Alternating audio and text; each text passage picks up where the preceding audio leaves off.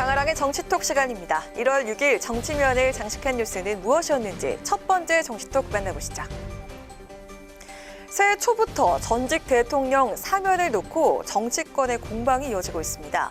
사면론을 꺼내는 민주당 이낙연 대표, 국민 공감대와 당사자들의 반성이 먼저라면서 진화에 나섰지만 지지자들의 반발과 야당의 비난 등 그 여진이 계속되고 있습니다.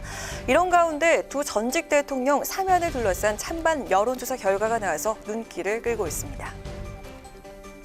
리얼미터가 지난 5일 전국 18세 이상 성인 500명을 대상으로 이명박, 박근혜 두 전직 대통령의 사면 찬반 여론조사를 실시한 결과 찬성한다는 응답이 47.7%, 반대한다는 응답은 48%로 찬반 여론이 오차 범위 내에서 팽팽히 맞서고 있는 것으로 나타났습니다. 좀 더 결과를 자세히 살펴보면요. 연령대가 높을수록 사면에 호의적인 것으로 나타났습니다. 20에서 40대는 사면 반대 여론이 상대적으로 높았던 반면에 60세 이상은 사면 찬성 여론이 높게 나타났습니다.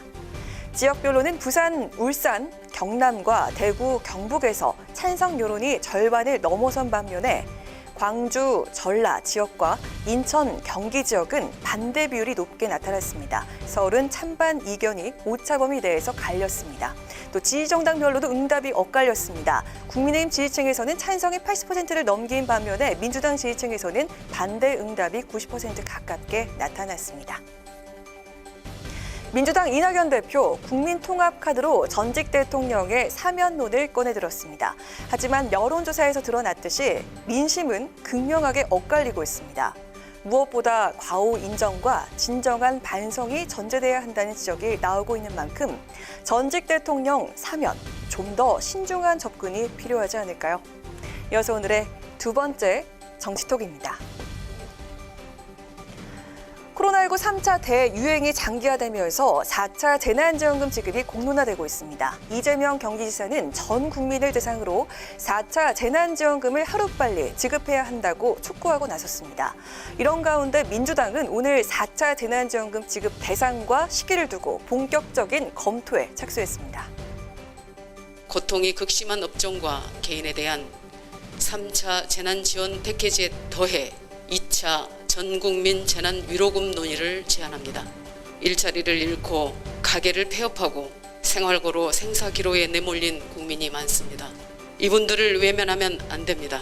마지막 버팀목으로서 위로와 희망을 드려야 합니다. 더불어민주당은 코로나19 확산 추세에 따라 전 국민 또는 선별 지급 여부를 결정하겠다는 구상인 것으로 알려졌습니다. 최인호 당 수석 대변인은 오늘 코로나19 대응을 위해 재난지원금 지급이 필요하다는 공감대가 당 내에 확산되는 게 사실이라며 조만간 깊은 논의가 있을 것이라고 말했습니다. 3차 재난지원금 지급이 이달 시작되지만 여권에서는 최근 이낙연 대표의 발언을 계기로 벌써 4차 재난지원금이 공론화되는 모습인데요. 이 대표는 신년 인터뷰에서 코로나19 사태가 진정되고 경기 진작 필요가 생기면 재난지원금의 전 국민 지급도 검토할 수 있을 것이라고 밝힌 바가 있습니다. 여당의 4차 재난지원금 지급 논의에 야당은 선거 노림수라며 일제히 비판에 나섰습니다. 국민의힘 김종인 위원장은 한 달 앞도 내다보지 못하는 국정 운영이라며 선거용 전략이라고 강하게 비판했습니다. 현재 소상공인, 자영업자 위주로 지급 중인 3차 재난지원금만으로는 침체된 민생, 경제를 살리기에는 역부족이라는 게 여권의 판단입니다. 4월 선거 노림수라는 야당의 거센 비판 속에서 전 국민 재난지원금 지급 논의는 본격화될 수 있을지 지켜봐야겠습니다. 이어서 오늘의 세 번째 정치톡입니다. 서울 부산시장 보궐선거 후보 선출 방식을 놓고 고심했던 국민의힘이 본 경선을 100% 여론조사로 치르기로 사실상 확정했습니다. 당내 경선 진입 장벽을 과감히 허문 국민의힘, 야권 단일화 협상은 이제 시간 문제일까요? 정진석 공관위원장 한 언론과의 인터뷰에서 100% 여론조사 본 경선은 확정지었고 예비 경선에서 당원 투표와 여론조사 비율을 80대 20으로 할지 70대 30으로 할지만 아직 못 정했다며 조만간 모두 확정할 것이라고 밝혔습니다. 이어 보궐선거의 야권 단일화는 선택이 아닌 당위의 과제라고 강조했습니다. 국민의힘 공관위 당초 여론조사 80%, 당원 투표 20%로 정한 경선 준비 결정을 뒤집고 경선 룰을 변경한 건 문호개방천이란 분석이 나옵니다. 안철수 대표 등 외부 인사들의 경선 참여를 끌어내기 위한 유인책이란 겁니다.